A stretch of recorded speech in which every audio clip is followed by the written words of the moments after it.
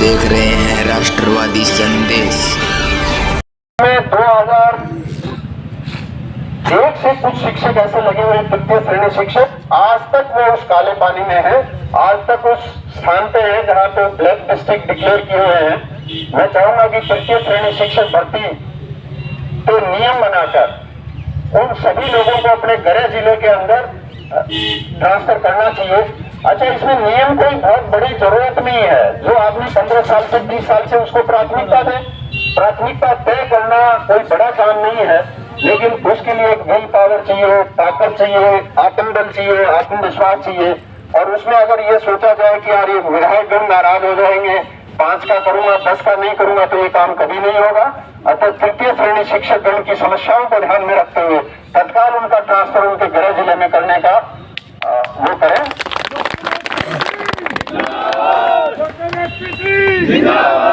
Doctor SP Singh तुम संघर्ष करो, हम तुम्हारे साथ हैं। डॉक्टर एसपी सिंह तुम संघर्ष करो, हम तुम्हारे साथ हैं।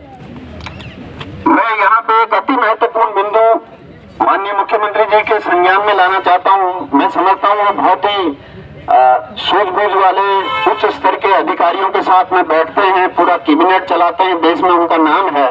हमारे राजस्थान के अंदर 24.5% बेरोजगारी दर है।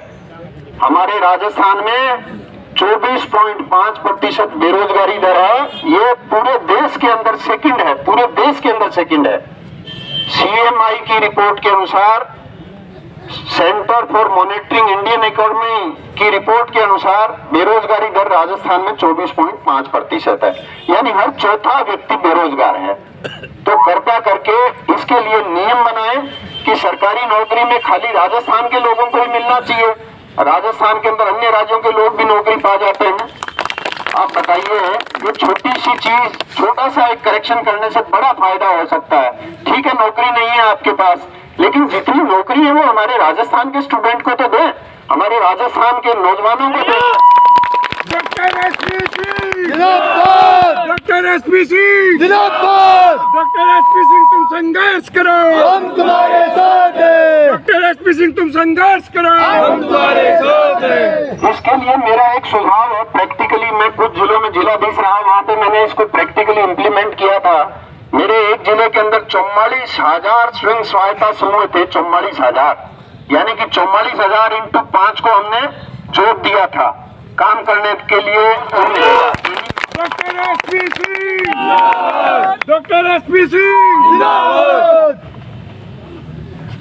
एक फसल बीमा के बारे में आपने देखा होगा, यहाँ भी लंबा संघर्ष चला था, डुमराना में भी चला था। उन सभी किसानों के साथ मेरी सहानुभूति है और उन सभी किसानों के साथ ये मेरे सारे साथी किसान और गांव के नौजवान और अन्य ग्रामीण मेरे जो अग्रणी कार्यकर्ता साथीगण हैं वो भी उनके साथ रहे हैं, साथ हैं और साथ रहेंगे। इसमें एक भ्रम की स्थिति है, बीमा के अंदर एक भ्रम की स्थिति है। क्या भ्रम की स्थिति है, मैं इसको स्पष्ट करना चाहता हूँ। बीमा के अंदर जिसने बीमा करवाया उसको अगर फसल खराब हो गई तो बीमा का लाभ मिलना चाहिए, सीधी सी बात है। अब बीमा जिसने करवाया है उसके लिए नियम बने हुए हैं कि इंडिविजुअल लॉस असेसमेंट ILA जिसको बोलते हैं, उसका 60 दिन के अंदर अंदर भुगतान होता है। इसी तरह से मिड टर्म लॉस होता है, उसके लिए नियम बने हुए हैं कि उसका 30 दिन के अंदर अंदर भुगतान होता है। तो मैं आपसे निवेदन करना चाहूंगा माननीय मुख्यमंत्री जी कि अगर फसल खराब हो जाती है तो क्रॉप कटिंग के बाद, मैं इसको रिपीट कर रहा हूं, क्रॉप कटिंग के बाद नियम बना दे कि 30 दिन के अंदर अंदर हर बीमा धारक का भुगतान होना चाहिए। 30 दिन के अंदर अंदर अगर 30 दिन में भुगतान नहीं होता है तो बीमा कंपनी और जिले के कृषि अधिकारियों के वेतन से पैसा काटकर 12% इंटरेस्ट के साथ किसानों को पैसा देने की व्यवस्था है। अगर ऐसा कर दिया जाता है तो मैं गारंटी देता हूं, न भरने की जरूरत पड़ेगी, न प्रदर्शन की जरूरत पड़ेगी, न किसानों को 2 के महीने में सड़क पे आने की जरूरत पड़ेगी। एक मैं और निवेदन करना चाहूंगा, अत्यधिक ठंड की वजह से हमारे नरेगा में जो भाई बहन काम करते हैं उसके वर्किंग आवर घटाने चाहिए, उनके काम के घंटे कम कर देने चाहिए। इसी तरह से ठंड की वजह से हमारे किसान भाई खेत में पानी लगाते हैं, अरे मुख्यमंत्री जी 8 घंटे तो बिजली नहीं दे सकते। माननीय मुख्यमंत्री जी 6 घंटे बिजली दीजिए ना, भले ही, लेकिन 6 घंटे बिजली दिन में दीजिए। 6 घंटे की बिजली सर्दी के मौसम में तो कम से कम दिन में दीजिए। ये मेरा आपसे निवेदन है। आपने देखा होगा आंगनबाड़ी कार्यकर्ता, आंगनबाड़ी सहायिका, आशा सहयोगिनी, इनको बहुत कम वेतन मिलता है। मैं आपसे निवेदन करना चाहूंगा कि अभी आप बजट में अनाउंसमेंट करने वाले हैं, बजट आगे जो 23-24 का बजट है उसकी घोषणा करने वाले हैं, उसमें ये आंगनबाड़ी कार्यकर्ता, आंगनबाड़ी सहायिका, आशा सहयोगिनी सम्मानजनक जीवन जिए, इसके लिए कम से कम इनको इतना वेतन तो देना चाहिए जिनसे उनका घर का खर्चा चल जाए। इसी तरह से अभी आपने देखा होगा जीएसएस छानी बड़ी के अंदर यूरिया के साथ में नैनो यूरिया दे रहे थे, जबरदस्ती नैनो यूरिया दे रहे थे। अरे भाई, इस तरह का अन्याय तो हमारे किसानों के साथ नहीं होने दो। इसको चेक करवाओ पूरे प्रदेश के अंदर। खाद्य सुरक्षा में 7 महीने से ज्यादा हो गए पात्र लोगों ने एप्लीकेशन दिए हुए, अभी तक मैं समझता हूँ 10% भी डिस्पोजल नहीं हुआ है 7 महीने में। कृपया करके कोई आदमी भूखा नहीं सोए। आपका ये नारा है कि कोई आदमी मेरे प्रदेश में भूखा नहीं सोए, तो जिनका हक बनता है 2 रुपए किलो गेहूं का, कृपया करके उनको तत्काल प्रभाव से दिलाएं। भादरा क्षेत्र में चोरी, लूटपाट, सरेआम, दिन दहाड़े हत्या जैसी घटनाएं हो रही हैं, उनका भी अभी तक कोई लेखा जोखा नहीं है। आप लोगों, आपके माध्यम से मैं निवेदन करना चाहूंगा, कृपया करके इस पर तत्काल रोक लगाएं। भादरा में आम आदमी की शिकायत है कि जलदाय विभाग दूषित पानी सप्लाई कर रहा है। आपने देखा होगा उससे दस्त के, उल्टी के, बीमारियों के केस बढ़ रहे हैं। कृपया करके साफ पानी सप्लाई करें। इसी तरह से भादरा के वार्ड नंबर 6 से लेकर 15 के बीच में 6 से 15 जो वार्ड है, इतने सारे वार्डों के अंदर एक ओवरहेड टैंक बनाया था, पानी की सप्लाई कम रहती है, वर्षों पहले वो कैंसिल हो गया। कृपया करके दोबारा उसको स्वीकृत करके उस वहां पे पानी की सुचारू सप्लाई करने की व्यवस्था करवाएं। इसी तरह से आपने देखा होगा शहरी क्षेत्रों में आयुष चिकित्सालय बने हुए हैं, गांव में भी बने हुए हैं। शहरी क्षेत्र के आयुष चिकित्सालय जो बने हुए हैं वो भीड़ भाड़ वाली जगह है। जैसे भादरा का आयुष चिकित्सालय है, इसके अंदर एक ही पद है चिकित्सक का, तो एक अन्य चिकित्सक का पद स्वीकृत करवाएं और वहां पे महिला चिकित्सक को लगवाने की व्यवस्था करवाएं, ताकि जननी शिशु सुरक्षा योजना को लाभ मिल सके। ये मैं उम्मीद करता हूं कि ये सारे काम ऐसे हैं जो आम आदमी से जुड़े हुए हैं, जनता से जुड़े हुए हैं, जनता की मन की बात है। कृपया करके इस पे अगर आप जल्दी से जल्दी कार्रवाई करें। डाणी खोखरान से गुंजाश्री और डुंगराना, डाणी खोखरान से गुंजाश्री और डुंगराना स्वीकृत बस है, रूट का, बस का रूट स्वीकृत है, लेकिन वो वहां पे बस नहीं चल रही है। कृपया करके इसको सख्ती से लागू करवाएं। इसी तरह से पूर्व में हमने कई सारे ज्ञापन दिए हैं, उन ज्ञापनों में जैसे अमर सिंह नहर है, शीरमुख नहर है, इसमें कम पानी की समस्या है दोनों नहरों में। शीरमुख नहर में मुर्दाबंदी, चकबंदी, बाराबंदी का इश्यू है, इस पे भी अब तक कोई कार्रवाई नहीं हुई है। ये आम जन के दिल की धड़कन है, आम जन की समस्या है, आम जन के जीवन को सुधार करने वाली ये बातें हैं, जिनको अगर आप गौर करेंगे तो निश्चित रूप से फायदा होगा। हरियाणा लंबे समय से पानी की चोरी करता रहता है। बॉर्डर पे बैठा हुआ राजस्थान का किसान ठोडी के नीचे हाथ रख के टुगर टुगर देखता रहता है, बेचारा कर कुछ नहीं सकता। यहाँ का किसान भी चोरी छिपे चोरी कर लेता है, अच्छी बात नहीं है, पानी की चोरी नहीं करनी चाहिए, लेकिन पानी पूरा आएगा तो चोरी करने की जरूरत ही नहीं पड़ेगी। प्रशासन और जनता के झगड़े हैं वो खत्म हो जाएंगे। अतः अमर सिंह ब्रांच और शीतमुख नहर में पूरा पानी दिलाया जाए, मुर्दाबंदी, चकबंदी, बाराबंदी लागू की जाए। आपने देखा होगा अभी आप जिस रोड से आए हो, अभी आप मेन रोड से आए, इससे पहले अंदर की रोड थी।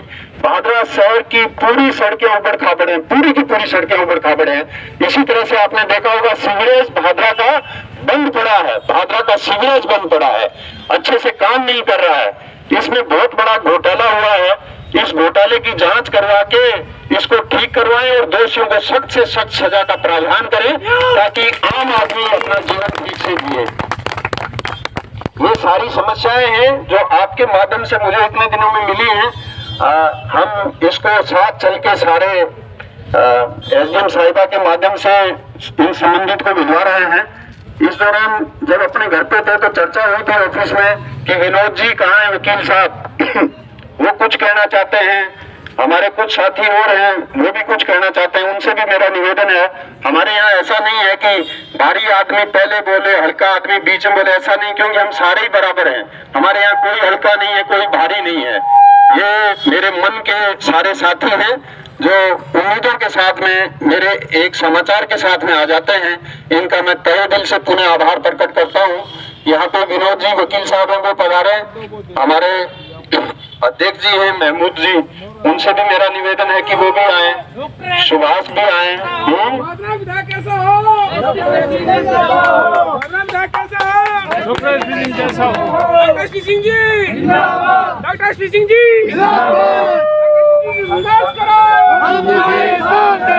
डॉक्टर एसपी सिंह बढ़िया जो भादरा की जन समस्याओं के बारे में बोले थे, और अब ये ज्ञापन देंगे भादरा की समस्याओं को, तो इस प्रकार से उन्होंने अपनी बात रखी।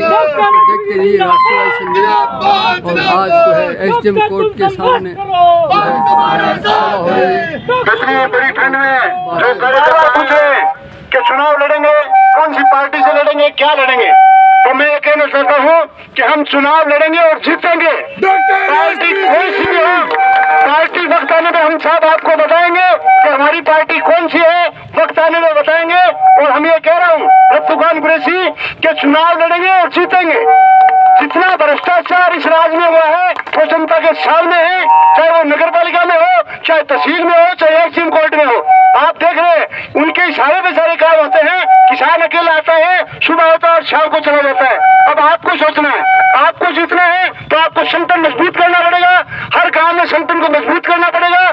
इसलिए मैं यही कहना चाहता हूँ कि चुनाव लड़ेंगे और चुनाव जीतेंगे। SP Singh, SP Singh. अरे भादरा का विधायक कैसा हो, अरे भादरा का विधायक कैसा हो। डॉक्टर एसपी सिंह जिंदाबाद, जिंदाबाद, जिंदाबाद। डॉक्टर एसपी सिंह जिंदाबाद। अरे भादरा का तहसील का विधायक कैसा हो। ये यहाँ आज के डॉक्टर एसपी सिंह पूर्व जिला कलेक्टर जो है शासन को चेताने के लिए और हमारे परिवार के मुखिया डॉक्टर एसपी सिंह जी और पितृतुल्य बुजुर्गों, नौजवान साथियों, और भारी संख्या में बड़े दुर्भाग्य के साथ कहना पड़ रहा है कि इस बार कांग्रेस की सरकार होकर हमें भादरा ये कहना पड़ रहा है कि प्रशासन भादरा का कर दी। चाहे वो कोई सा ही दफ्तर हो, चाहे पुलिस प्रशासन हो, एसडीएम कार्यालय हो, तहसील कार्यालय हो, बिजली विभाग हो, ये उनका इनमें सबसे ज्यादा दुकानें खोल रखी है। तो प्रशासन को हम क्रांतिकारी नौजवान चेता देना चाहते हैं इस मंच के माध्यम से कि अभी आपके पास कोई वक्त है और आप चेत जाओ, वरना ये भादरा की भूमि क्रांतिवीरों की भूमि है। ऐसे हालात पैदा हो जाएंगे जो चुपचाप बैठे हैं किसान और किसानों के बेटे, ये जब निकल गए सड़कों पे तो तुमसे पार नहीं पड़ेगी, प्रशासन को आगे भागना पड़ जाएगा। ये भादरा है। प्रशासन होश में आओ, होश में आओ, होश में आओ। धन्यवाद। ये ज्ञापन देने के लिए आ रहे हैं, एसपी सिंह हैं, उनके साथी लोग हैं, और यहाँ ज्ञापन देने के लिए एसडीएम कोर्ट की ओर आ रहे हैं। और किसानों को और आम दिन है वो काफ़ी समस्या में, उन समस्याओं को लेकर उन्होंने अपना उद्बोधन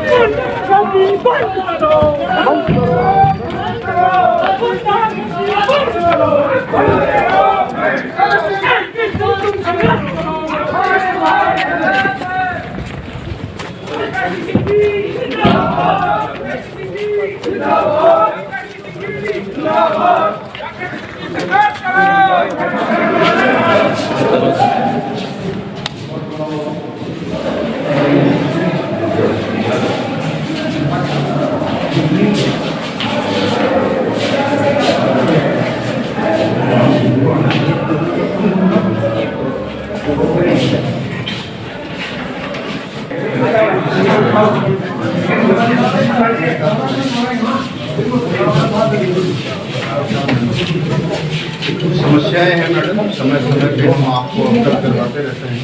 थोड़ा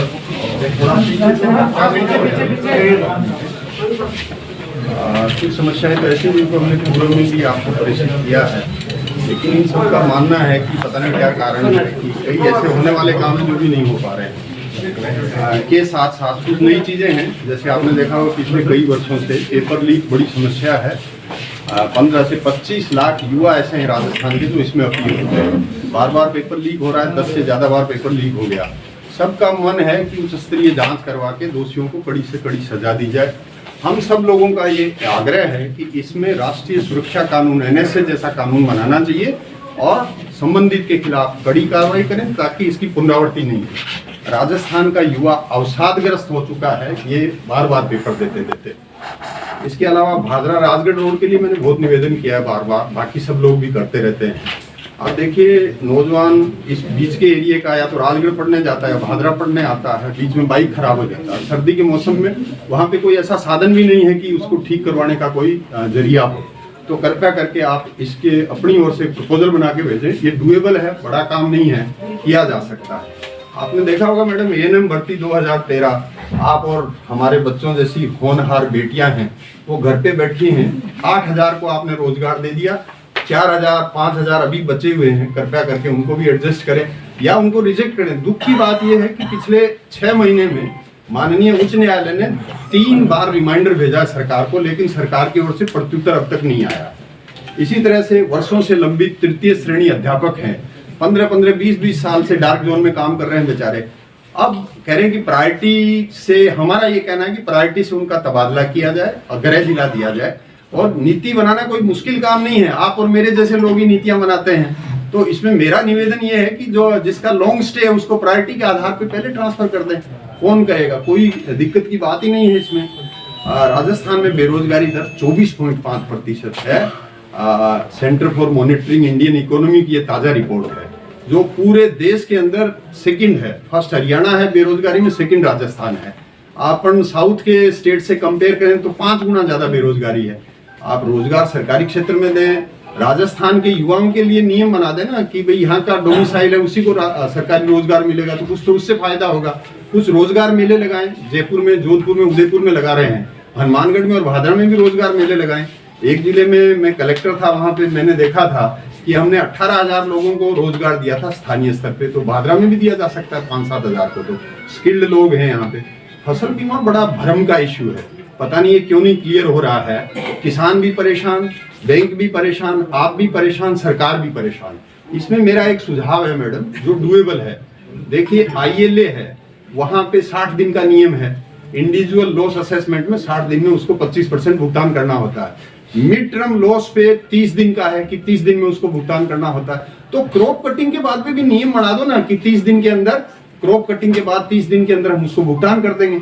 अगर उसमें देरी होती है तो कृषि अधिकारी, बैंक और संबंधित बीमा कंपनी उसके लिए जिम्मेदार है। अगर कहीं कोई कमी है तो उनका पैसा काट के 12% इंटरेस्ट उनकी तनख्वाह से किसानों को दिया जाए। मैं गारंटी देता हूं कि उनके स्तर पे मॉनिटरिंग सुपरविजन इंप्रूव होते ही टाइम पे बीमा डिस्पोजल होगा। आप भी परेशान रही हैं, 2020 और 21 वाला भुगतान अब तक चल रहा है, कुछ का तो अब भी नहीं आया है। अत्यधिक ठंड की वजह से, एक मेरा निवेदन है, अत्यधिक ठंड की वजह से किसानों को जो बिजली दे रहे हैं आप 8 घंटे की जगह 6 घंटे भी दे रहे हैं, वो दिन में दे दे ताकि वो बीमार नहीं हो। अत्यधिक ठंड की वजह से नरेगा श्रमिकों का समय भी घटा दें। आप एक प्रपोजल भेजेंगे, CO स्तर पे भी इसका निर्णय हो जाता है, कोई बड़ा काम नहीं है। एक मैं कहता हूं कि GSS छानी बड़ी के अंदर यूरिया के साथ में नैनो यूरिया का प्रकरण आपके नोटिस में भी आया था। इस तरह का कहीं पे पुनरावृत्ति नहीं होनी चाहिए। खाद्य सुरक्षा में as compare to the other block आपने अच्छा काम किया, उसके लिए मैं आपको बधाई देता हूं कि आपने 10-12% का डिस्पोजल किया, लेकिन 90-88% अब भी पेंडिंग पड़ा है 7 महीने होने के बावजूद भी। तो कृपया करके उसको भी डिस्पोज करवाएं। इसमें क्या दिक्कत आ रही है मेरी समझ से बाहर है। भादरा में चोरी, लूटपाट, डकैती, मर्डर पर्लिका के अंदर दिन में हो गया, गर्दन काट दिया एक बूढ़ी महिला का। अब इस तरह की जो वारदातें होती रहेंगी तो जो बदमाश लोग हैं, लफंगे हैं, उनकी पोबारा 25 रहेगी, आम आदमी दुखी रहेगा। इस पे भी आप कार्रवाई करवाएं। भादरा के आम नागरिकों की शिकायत है मैडम कि दूषित जल सप्लाई हो रहा है, तो कृपया करके उसको ठीक करवाएं आप, ठीक है ना। 2, 4, 10 जगह टेस्ट करवाएं, उसी से पता चल जाएगा। एक आपने देखा होगा वार्ड नंबर 6 से लेकर 15 के बीच में एक टंकी पानी के लिए कम आता है, वहां पे स्वीकृत हुई थी वर्षों पहले, लेकिन अब भी वहाँ पे पानी नहीं आ रहा, वो टंकी खारिज हो गई थी। तो कृपया करके उस टंकी की स्वीकृति करवाएं दोबारा, ताकि उन लोगों को पूरा पानी मिले। ये पंप ड्राइवर हैं जो काम करते हैं बेचारे ग्रामीण क्षेत्र के अंदर, विशेष रूप से हनुमानगढ़ जिला और हनुमानगढ़ में विशेष रूप से भादरा का एरिया ऐसा है जहाँ पे 7 महीने से उनको वेतन नहीं मिला है। संविदा कर्मी हैं वो सारे, अब गरीब लोग हैं, उनको आप थोड़ा सा इनिशिएटिव लें, वेतन मिल जाएगा। आपके लेवल का ही मामला है। तो डाणी खोखरान से गुंजासरी और डूंगराना एक स्वीकृत रूट है बस का, लेकिन वहां पे बस नहीं चल रही। हो सकता है लोड कम है, तो लोड तो अपने आप ही कम होगा, कभी जाता है कभी जाता नहीं है, तो फिर निश्चित रूप से लोग नहीं जाएंगे। इसी तरह से आयुष चिकित्सालय है भादरा में, लाइनों के उस पार, फाटक के उस पार बना हुआ है। वहां पे खूब सारी भीड़ भाड़ वाला इलाका है, वहां पे एक ही पद स्वीकृत है। हालांकि ऊपर के लेवल का मामला है, आप प्रपोजल भेजें तो वो कंसीडर होता है। वहां पे एक पद और स्वीकृत हो जाए और महिला चिकित्सक लग जाए तो उन सब लोगों का बेचारों का भला हो जाए और जननी शिशु कल्याण कार्यक्रम है वो सुचारू रूप से चलेगा। पूर्व में जो हमने ज्ञापन दिए थे उसमें मैं पुनः आपसे निवेदन करना चाहूंगा, चाहे अमर सिंह ब्रांच का बेटर हो, चाहे सीधमुख नहर में पानी की कमी हो, अमर सिंह ब्रांच में पानी की कमी हो, सीधमुख नहर में मुरबाबंदी, चकबंदी, बाराबंदी का इश्यू हो, वो पेंडिंग पड़ा है। बहुत ही ज्वलंत मुद्दा है मैडम, और बहुत लोग परेशान हैं। कृपया करके इस पे आप अपनी ओर से पुनः इस पे कार्रवाई करवाएं, तो मैं उम्मीद करता हूं कि इन पे इससे फायदा होगा। भादरा की आंतरिक सड़कें आपको कम जाना पड़ता है कि ज्यादा जाना पड़ता है मेरे को नहीं मालूम। आप एक राउंड भी 2 घंटे लगा लेंगे तो आपको पता चल जाएगा क्या हालत है। मतलब ऐसी स्थिति है कि अगर कोई ऑटो में डिलीवरी वाली को लेके चले तो अस्पताल लाने का जरूरत नहीं पड़ेगा, मतलब इतनी गड़बड़ सड़कें। तो ये तो बहुत ही चिंता की बात है हमारे लिए, तो सारा उबड़ खाबड़ ठीक करवाएं। इसी तरह से सीवरेज वाला मैटर है, कुछ आपने इनिशिएटिव लिया, 19-20 उसमें सुधार हुआ है, लेकिन मैं उम्मीद करता हूं कि आप ताकत के साथ में उन लोगों को इंस्ट्रक्शन देंगे तो निश्चित रूप से उसमें भी सुधार होगा। तो ये सब आप सुधार करवाएंगे तो आम जन को फायदा होगा, उनको राहत महसूस होगी, और आप जैसे होनहार व्यक्तित्व को वो हमेशा याद रखें। मैं भगवान से ऐसी मनोकामना करता हूँ, लेकिन मैं ये भी उम्मीद करता हूँ कि जो छोटे छोटे काम हैं वो मॉनिटरिंग सुपरविजन की कमी की वजह से पिछड़ रहे हैं, उसको आप ठीक करवाएं। ठीक है, आपको इसमें कुछ कहना है तो बताओ।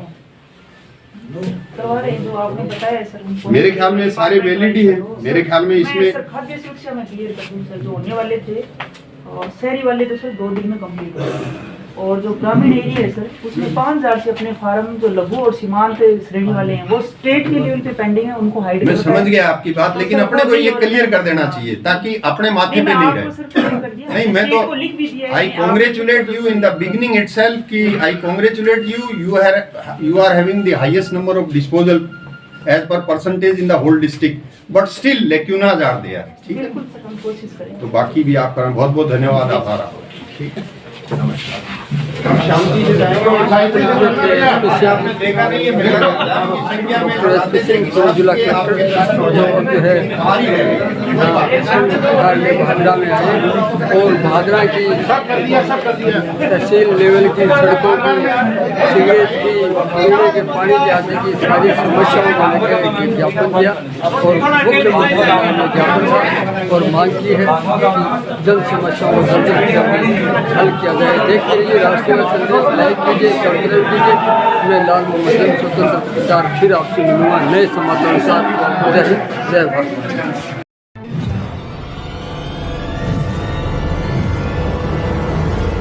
हमारा वीडियो आपको अच्छा लगे तो सब्सक्राइब करें, बेल आइकन दबाएं और लाइक करें।